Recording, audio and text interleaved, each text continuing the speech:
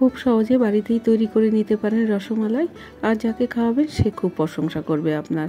কেউ বুঝতেই পারবে না যে এই রসমালাইটা আপনি দোকান থেকে কিনে এনেছেন না বাড়িতে তৈরি করেছেন। নমস্কার, কেমন আছেন সবাই? আশা করছি সবাই খুব ভালো আছেন। রান্নাবান্না অ্যান্ড ব্লগ চ্যানেল থেকে সবাইকে স্বাগতম। আজকের রেসিপি আমার রসমালাই। দেখুন তাহলে আমি কিভাবে রসমালাই তৈরি করেছি। রসমালাই তৈরি করার জন্য আমি নিয়ে নিয়েছি 1 কাপ ছানা। এরপরে ছানার মধ্যে আমি দিয়ে দেব 2 চামচ ময়দা, 1 চামচ সুজি আর দিয়ে দিচ্ছি 2 চামচ গুঁড়ো দুধ।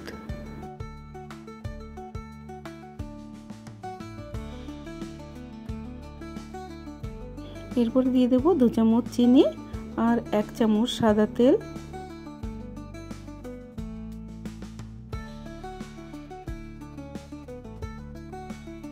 দিয়ে দিচ্ছি 1 চামচের 4 ভাগের 1 ভাগ বেকিং পাউডার। খুব ভালো করে মেখে নেব ছানার সাথে।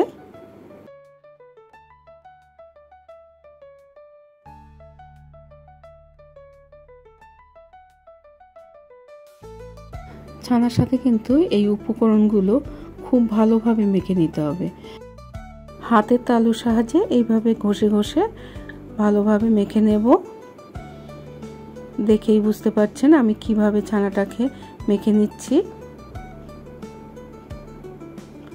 দেখুন ছানা আমার মাখা হয়ে গেছে। এরপর আমি ছোট ছোট বল তৈরি করে নেব।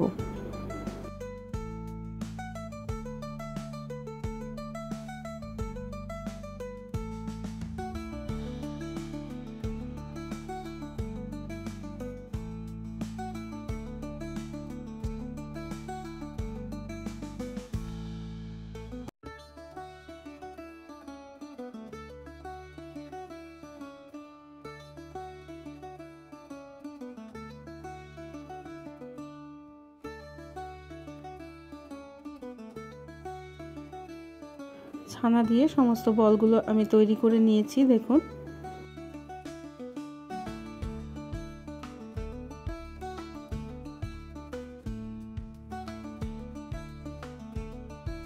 এরপরে রসমালাই তৈরি করার জন্য আমি দুধ ফুটিয়ে নেব। প্রথমে আমি একটু সামান্য জল দিয়ে নিলাম। এরপর আমি 1 কাপ দুধ দিয়ে দিলাম। দিয়ে দিচ্ছি 6 চামচ মতো চিনি। ভালো করে একটু ফুটিয়ে নেব। খুব বেশি ঘন করব না। এরপরে দিয়ে দিচ্ছি 1/2 কাপ মতো গুঁড়ো দুধ। ভালো করে একটু দুধের সাথে মিশিয়ে নেব।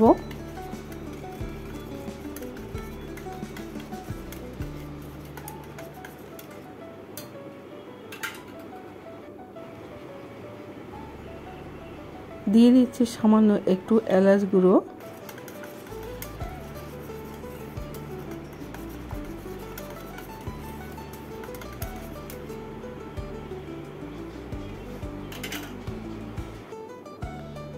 দেখুন দুধটা আমার ফুটে উঠেছে।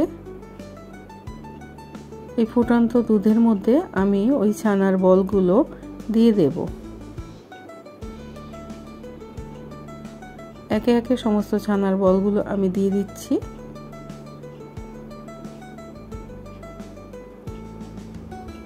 মিষ্টির পরিমাণটা যদি আপনাদের কাছে আরও একটু বেশি দিতে হয় দিয়ে দেবেন। একটু টেস্ট করে দেখে নেবেন যে মিষ্টিটা কম বেশি হতে পারে।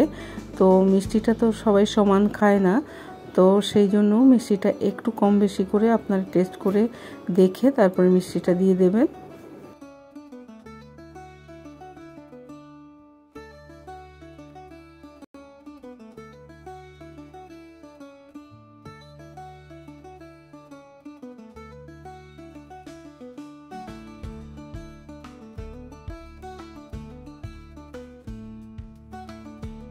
দুধের মধ্যে আমি সমস্ত বলগুলো দিয়ে দিয়েছি। এরপরে আমি 10 মিনিট একটু দুধটাকে ফুটিয়ে নেব। ছানার বলের সাথে একটু ফুটিয়ে নিতে হবে 10 মিনিট পর্যন্ত। আর এইভাবে একটু নাড়িয়ে নাড়িয়ে এইভাবে একটু দিতে হবে। একদমই কোনো চামচ ব্যবহার করা যাবে না, তাহলে কিন্তু ছানার বলগুলো ভেঙে যেতে পারে। দেখুন কি সুন্দরভাবে ছানার বলগুলো উপরের দিকে ভেসে উঠেছে।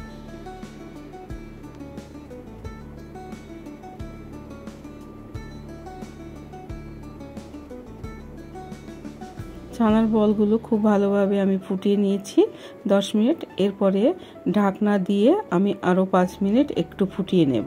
ঢাকনাটা খুলে একটা চামচের সাহায্যে এইভাবে একটু নেড়ে দেব।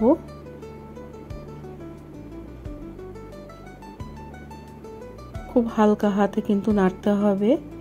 ছানার বলগুলো কিন্তু খুবই নরম, ভেঙে যেতে পারে, সেই জন্য হালকা হাতে একটু নেড়ে দিতে হবে এইভাবে। এরপরে ঢেকে আমি কিছুক্ষণ ঠান্ডা হওয়ার জন্য রেখে দেব। দেখুন ঢেলে দেখাচ্ছি, এখন পর্যন্ত গরম আছে। ঠান্ডা করে তারপরে এই রসমালাইগুলো আপনারা পরিবেশন করতে পারেন। রসমালাইয়ের রেসিপিটা যদি আপনাদের কাছে ভালো লেগে থাকে তাহলে আমাকে অবশ্যই একটা কমেন্ট করে জানাবেন রেসিপিটা আপনাদের কাছে কেমন লাগলো। কমেন্ট করতে কিন্তু ভুলবেন না। সবাই খুব ভালো থাকবেন, সুস্থ থাকবেন। ধন্যবাদ।